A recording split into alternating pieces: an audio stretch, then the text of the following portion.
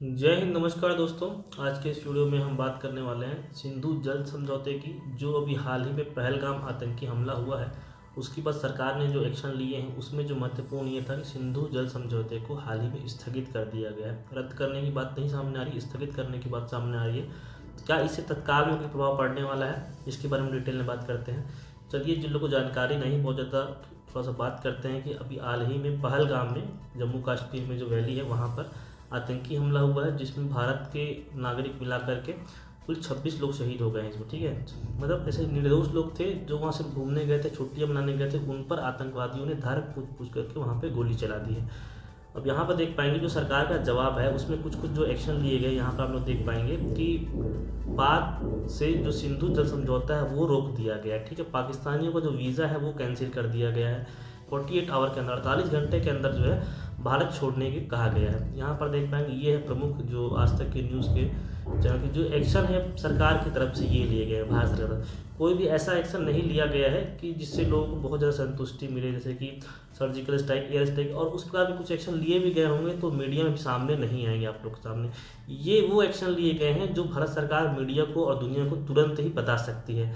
पाकिस्तानियों का वीज़ा रद्द कर दिया गया विदेश मंत्रालय की तरफ से। भारत में पाकिस्तानी दूतावास बंद कर दिया गया, ये भी विदेश मंत्रालय ने कहा है। सिंधु जल समझौते ये बहुत महत्वपूर्ण है, इसी के बारे में हम आज का पूरा वीडियो है, इसको देखेंगे हम लोग। क्यों महत्वपूर्ण है? क्योंकि जब 1965 में लड़ाई हुई, 1971 में लड़ाई हुई, 1999 में जो लड़ाई हुई, तब भी यह चीज़ को नहीं रोका गया था। ठीक है, और भारत में पाकिस्तानी दूतावास को भी बंद कर दिया गया है।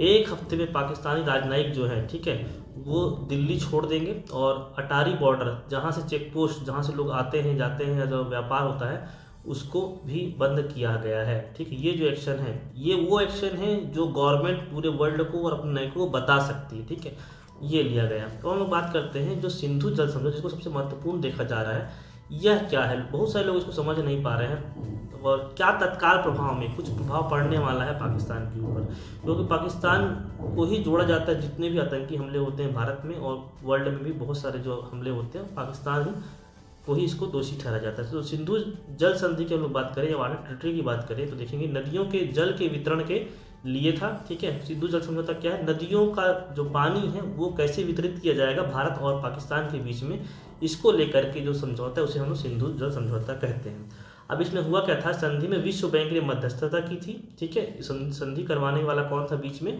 विश्व बैंक। अब संधि में हुआ क्या था? सबसे इंपॉर्टेंट यही आपको एग्जाम में पूछा जा सकता है, इसका डेट आप लोग याद रखेंगे, 19 सितंबर 1960। ठीक है, कब है ये? 19 सितंबर 1960 को भारत के प्रधानमंत्री थे पंडित जवाहरलाल नेहरू जी और राष्ट्रपति थे पाकिस्तान के आयूब खान। ठीक है, ये लोग के बीच में हस्ताक्षर हुए थे इस संधि में। संधि में डिसाइड क्या हुआ था? डिसाइड ये हुआ था कि नदियों को दो भागों में बांटा गया था। यहाँ पर आप लोग देख पाएंगे, समझ भी पाएंगे किन दो भागों में बांटा गया था नदियों को। समझौते में कहा गया था सिंधु बेसिन, पूरी जो बेसिन है सिंधु बेसिन किसे कहेंगे हम लोग? ये पूरा एरिया। ठीक है, ये जो पूरा एरिया है ये सिंधु बेसिन का है। तो इसमें जो 6 नदियां बहती हैं प्रमुख। ठीक है, तो क्या पूर्वी हिस्से में बांटा गया नदियों को और पश्चिमी हिस्सों में बांटा गया, दो हिस्सों में बांट लिए। ऊपर वाले हिस्से को हम लोगों ने क्या कहा?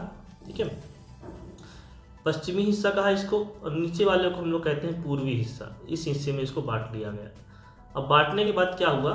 जो पूर्वी हिस्से की नदियां थी जिसमें रावी, व्यास और सतलज, पानी पर भारत का पूर्ण अधिकार रहेगा। नीचे की जो नदियां हैं यहाँ पर आप देख पाएंगे कौन कौन सी हैं?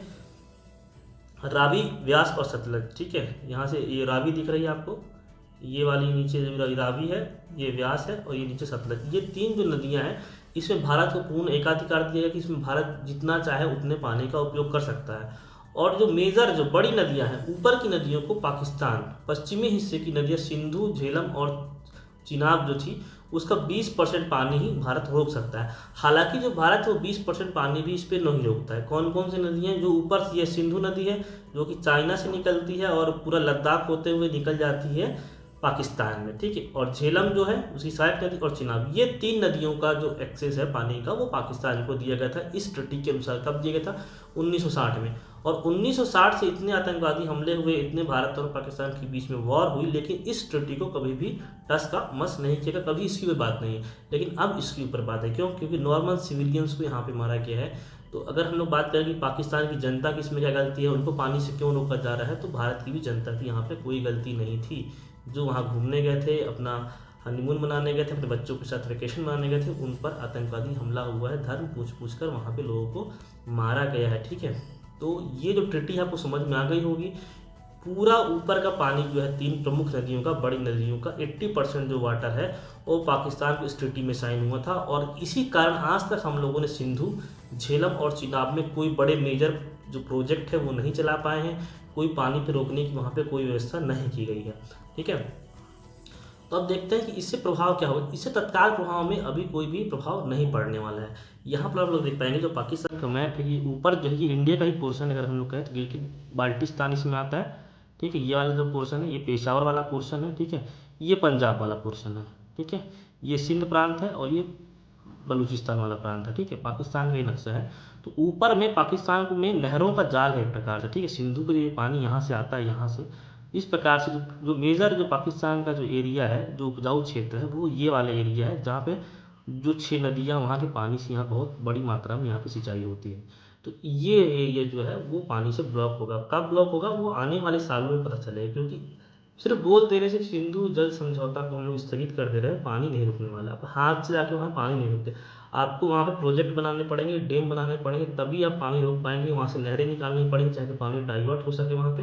लेकिन इतना आसानी से कि सिर्फ बोल देने से वहाँ पे नहीं होगा। ये तत्काल प्रभाव में इसका कोई प्रभाव नहीं पड़ने वाला है जब तक वहाँ पर आप लोग कुछ कंस्ट्रक्शन काम करके या पानी को रोकने की कोई व्यवस्था नहीं कर सकते हैं। ठीक है, तो भारत सिंधु नदी पर बांध का निर्माण करेगा तब सूखेगा पाकिस्तान का पानी। ठीक है, को रोकने का पाकिस्तान की सेहत पर तब तक खास असर नहीं पड़ेगा जब तक भारत सिंधु और उसकी सहायक नदियों पर बांध नहीं बना लेता। सिंधु पर कोई बांध नहीं है। ठीक है, और ना ही भारत के पास इस नदी के पानी को रेगुलेट करने की व्यवस्था है। अभी तक ऐसी कोई व्यवस्था नहीं कि आप सिंधु के पानी को रोक सके। ठीक है, क्यों? क्योंकि ट्रीटी थी कि पानी छोड़ना है 80%, इसलिए बांध ही नहीं बनाया गया आज तक। सिंधु नदी समझौते में मिले सीमित अधिकारों का भी भारत आज तक इस्तेमाल नहीं कर सका है। जो उसको सीमित अधिकार मिले थे कि आप 20% पानी हो सकते हो, उस पर ही भारत ने अभी तक कोई भी एक्शन नहीं लिया। तो इस प्रकार से हम लोग देखें तो इसके लिए कुछ समय आएगा। तो होप सबको समझ गए होंगे सिंधु जल समझौता क्या था, इसमें क्या प्रभाव पड़ सकता है। आने वाले समय में देखना पड़ेगा कि गवर्नमेंट ऐसे क्या एक्शन लेती है कि जो भारत की जनता है या भारत के जो लोग शहीद हुए हैं उनका बदला लिया जा सके। ठीक है, उनको संतुष्ट किया जा सके कि हाँ सरकार ने कोई बड़ा एक्शन लिया है। ये जितने भी एक्शन थे वो एक्शन थे जो कमर्शियल रूप से और ये दिखाने के लिए सही हैं, अच्छे हैं। लेकिन आने वाले समय में भारत की जनता है इससे भी अधिक कुछ बड़े एक्शन की मांग कर रही है। मिलता हूँ आपसे अगले वीडियो में, तब तक धन्यवाद। जय हिंद।